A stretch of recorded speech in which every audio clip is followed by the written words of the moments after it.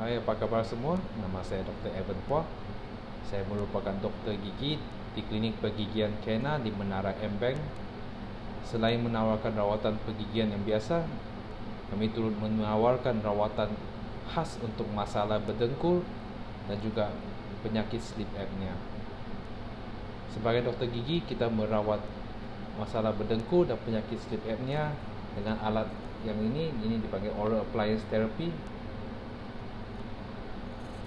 Saya turut merupakan panel penasihat pergigian kepada Persatuan Sleep Apnea Malaysia. Mari kita lihat proses yang berlaku di sebalik kita berdengkur dan juga faktor-faktor yang terlibat yang akan menyumbang kepada intensiti dengkuran dan juga faktor-faktor yang akan menyumbang kepada penyakit sleep apnea. Mari kita lihat. Sewaktu kita tidur, otot-otot di bahagian belakang kerongkong akan mula rileks dan lidah turut akan jatuh ke belakang. Ini akan menyebabkan laluan udara di dalam tekak menjadi lebih sempit, dan apabila kita tarik nafas dan hembus nafas, akan terbentuknya getaran di bahagian belakang tekak. Getaran ini akan menghasilkan bunyi dengkuran.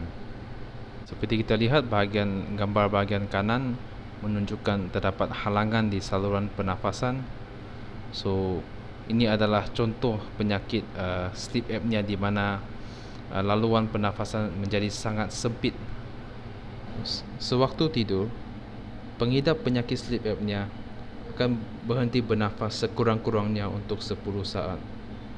Dalam waktu ini, otot-otot di bahagian belakang kerongkong gagal untuk mengekal buka saluran pernafasan. Oleh itu, pengidap akan terjaga daripada tidur dan tersentak dan akan terbangun beberapa kali dalam cubaan untuk bernafas.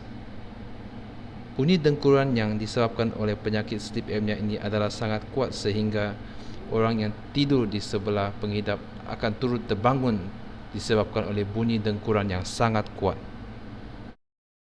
Faktor yang menyumbang kepada penyakit sleep apnea adalah deviated nasal septum ataupun septa hidung yang telah menyimpang. Seterusnya adalah otot leher yang pendek turut menyumbang kepada penyakit sleep apnea. Saiz lidah yang besar turut menyumbang kepada penyakit sleep apnea. Begitu juga dengan penyakit tonsillitis, dan juga di mana saiz tulang rahang bawah agak kecil ataupun posisinya terletak terlalu belakang sekali. Dan juga masalah overweight turut menyumbang kepada penyakit sleep apnea. Antara simptom penyakit sleep apnea adalah rasa mengantuk yang terlampau pada waktu pagi walaupun kita telah tidur selama lebih daripada 8 jam. Ini adalah disebabkan oleh kualiti tidur yang tidak baik dan agak berbahaya, terutamanya sekiranya kita pembawa atau pemandu kenderaan di jalan raya. So, kadang-kadang kita mungkin akan tertidur tanpa tersedar dan menyebabkan kemalangan jalan raya.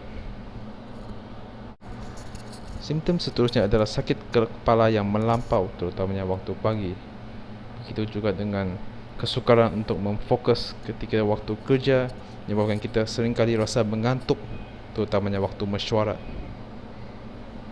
Sebenarnya terdapat beberapa jenis rawatan untuk penyakit sleep apnea. Tetapi sebagai doktor gigi, kita merawat penyakit sleep apnea dan masalah berdengkur dengan menggunakan oral appliance.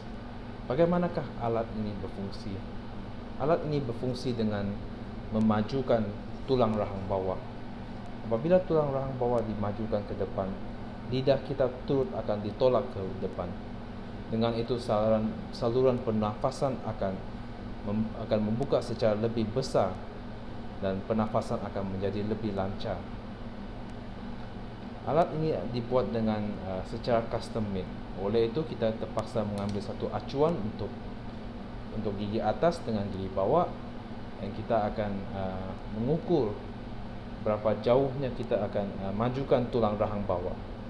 Biasanya kita akan majukan tulang rahang bawah ke depan dalam lebih kurang 60%. Dalam kebanyakan kes, doktor perubatan akan rekomen rawatan sebegini yang menggunakan mesin pernafasan ini yang dipanggil CPAP atau Continuous Positive Airway Pressure.